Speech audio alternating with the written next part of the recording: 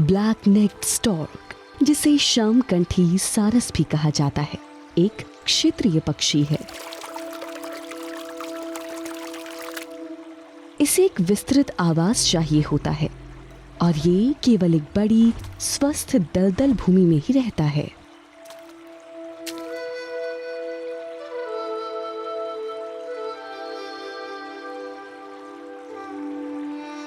जिस प्रकार बाघ एक समृद्ध जंगल का प्रतीक है, वैसे ही लोह सारंग एक बड़ी संपन्न दलदल का प्रतीक है।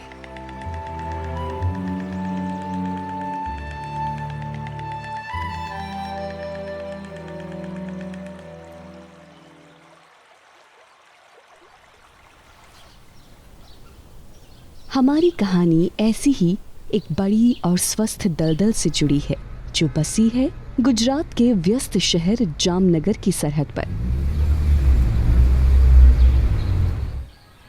यहाँ हम श्यामकंठी सारस के दो परिवारों से मिलेंगे और इन्हें बेहतर समझने की कोशिश करेंगे। श्यामकंठी सारस को जोड़े में या अकेले दलदल में भोजन खोजते हुए देखा जा सकता है। मजबूत पैर नरम कीचड़ में तेजी से चलते हैं, जिससे चारा ढूंढना आसान हो जाता है। सिर झुकाए हुए और चोंच थोड़ी सी खुली रखते हुए सारस पानी में शिकार खोजते फिरता है। सारस का जोड़ा अपने इलाके की रक्षा करता है और दिन का ज्यादातर समय अपने बच्चों के लिए भोजन जुटाने में बिताता है। नर और मादा भले ही एक जैसे दिखते हों, लेकिन इनकी आंखों का रंग एकदम अलग होता है। मादा की पुतलियां पीले रंग की होती है, जबकि नर की गहरे रंग की। ये मादा अपने बच्चों के लिए भोजन खोजने में व्यस्त है।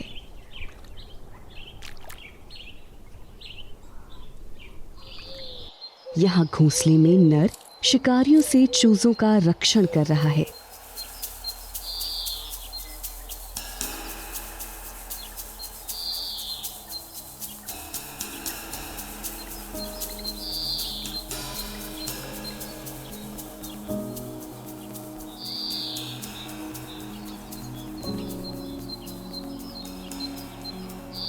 इनका घोंसला बबूल के पेड़ पर टहनियों और लकड़ियों से बना एक बड़ा सपाट सा ढांचा होता है।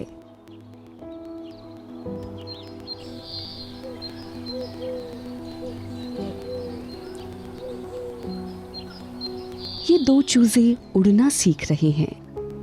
इनका पहला सबक संतुलन बनाना है और पंख फैलाना है।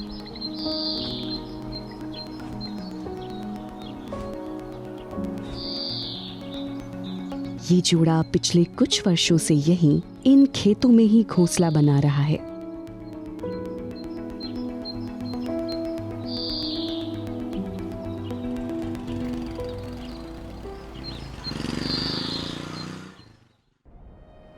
पास ही सारस के एक और जोड़े ने दलदल में अपना घोंसला बनाया है।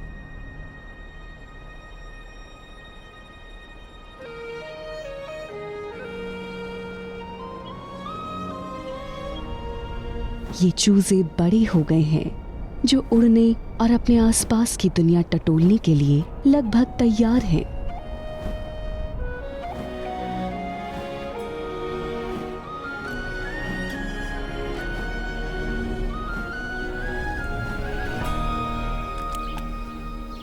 पास ही उनके माता पिता भोजन के लिए मछली, मेंढक, जल सर्प, घोंगे और छोटे पक्षियों की शिकार मुहिम पर हैं।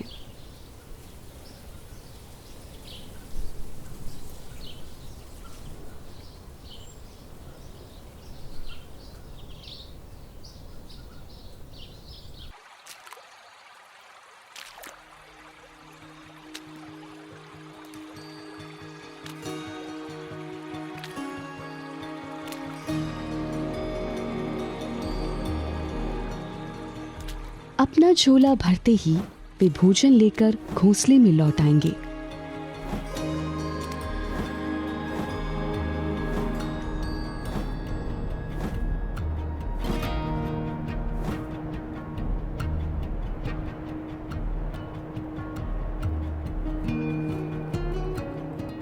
चूजे भूखे हैं। पिता भोजन लेकर आए हैं।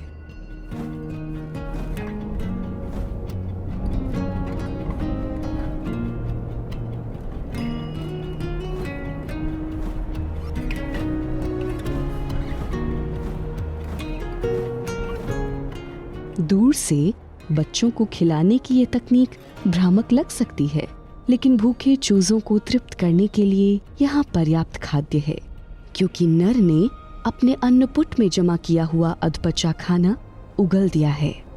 आज सांपों का बुफे है।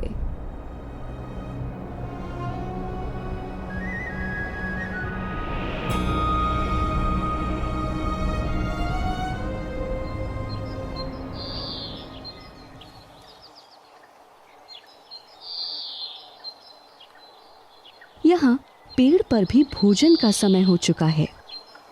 ये चूजा एक बड़े सांप को निगलने की मशक्कत कर रहा है। ये दोनों घोंसले फिलहाल खुशहाल दिख रहे हैं, जो एक स्वस्थ दलदल भूमि का संकेत भी है।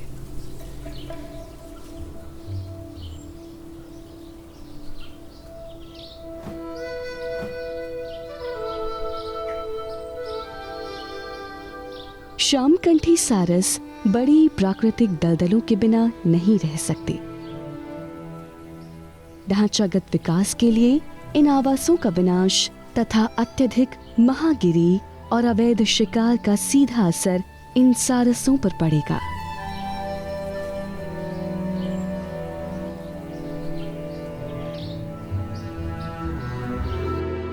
दलदल के राजा को बचाने के लिए हमें भारत के सबसे उपेक्षित आवासों में से एक, हमारी आर्द्र भूमि की रक्षा करनी होगी।